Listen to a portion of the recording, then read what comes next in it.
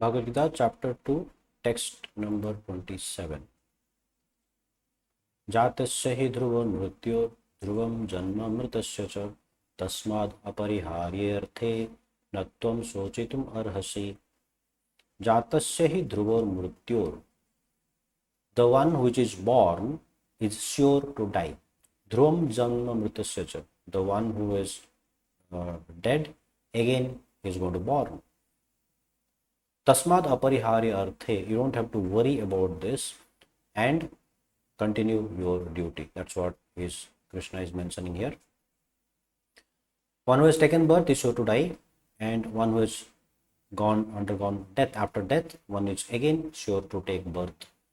Now, with this understanding, one has to carry out one's duties and should not lament and should not worry about loss of the bodies. So here Krishna is basically telling that this is a cycle of birth and death. That means a person who is taken birth is eventually going to die, and the person who is undergoing that death is eventually going to take birth again. So this cycle of birth and death will continue perpetually until one decides to get released from this bondage of the cycle. Now, there is a different way, there is a specific method that Krishna explains towards the end of the Bhagavad Gita, that how one can get rid of this, come out of this cycle of birth and death. That we'll see towards that. But it does not mean that just because we are going to die, unnecessary slaughter is not encouraged. Again, I mean, it's not that, okay, anyway, people are going to die, so let me kill and eat other beings or animals and things like that. So that is not encouraged, even though some do that.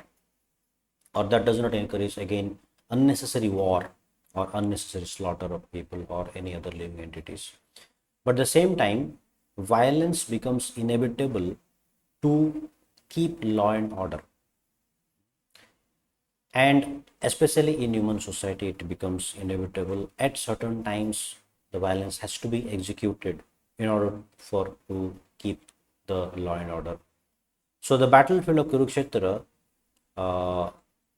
has been exercised by the will of the Lord, and not because Krishna wanted, but because Krishna did not whatever Krishna mentioned to the Duryodhana and party, they did not agree to the peace proposals, and the war became inevitable. So whether the fight happens or not, but the fight for the right cause has to be done, because it is the duty of a Kshatriya.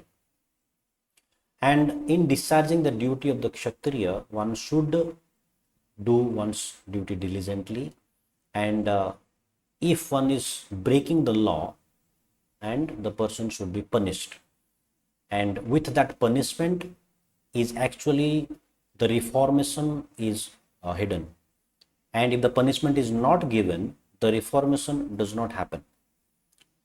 If one keeps on forgiving and does not caution the culprit or does not caution the person who is doing wrong, they will keep on doing the same mistake time and again, and at a certain point they must be punished.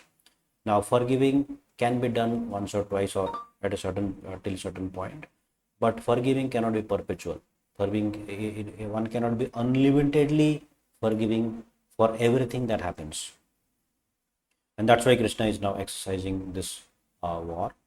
And it is also the fact that they are going to reap the results what they have done in the past. That means they are going to experience the reactions to their past karma, both sides equally. Now, other perspective is that if Arjuna ceases to fight, that does not mean that death of the people are going to be stopped. They are going to die anyway. Now, they are going to die anyway. That does not mean that they should be killed. But at the same time, if Arjuna does a wrong choice means, what is the wrong choice? He decides not to fight. That is going to be the wrong choice, because it is a duty of a Kshatriya to protect dharma, and he is not doing that, and that is what is going to incur further complication or implication to Arjuna in that matter.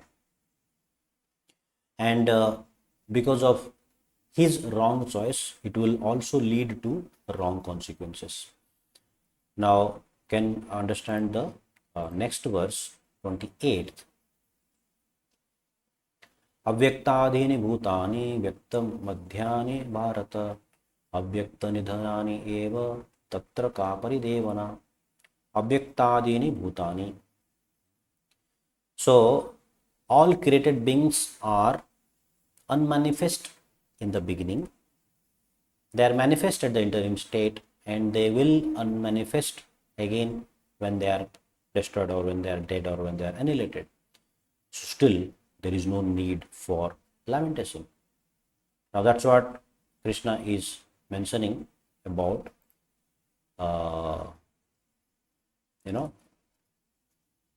existence, basically about the manifestation of the people at the present stage, and in the past they were not manifested, in the future they will not be manifested, in the present only they are manifested. So you don't have to worry about that.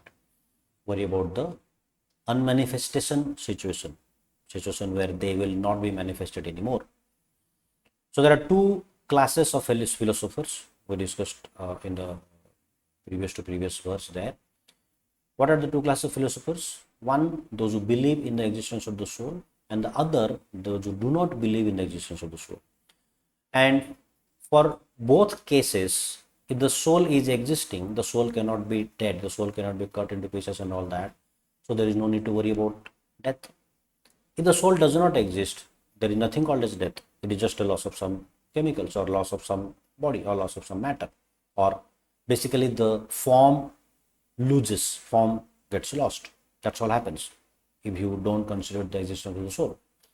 So even for the argument's sake, now the people, those who do not believe in the existence of the soul, still there is no need for lamentation, because they were in the unmanifested state in the earlier times. Now they are manifested, and they will become unmanifested after some time, after death. So after death they become unmanifested, so you don't have to worry about that at all. And the cause of lamentation could be the separation that happens because of the loss of body or the loss of the life. That could be the only cause of lamentation. But other than that, there is no other cause of lamentation, because they are going to get newer bodies. They are going to be, if they are taking birth, they will be getting newer bodies, and they will get rejuvenated. And if they are not having any souls, it is just destruction of matter from one form to another. Still, there is no need of worry. So whether it is unmanifested or manifested, whether it is lost or they are there, and middle they are manifested, before they are unmanifested, in the future they will be unmanifested, there is no need to worry. So that's what Krishna is mentioning in this particular verse. So please continue your learning, and please check the description, and please subscribe and share it with your friends and family members, and let us continue your learning journey. Thank you.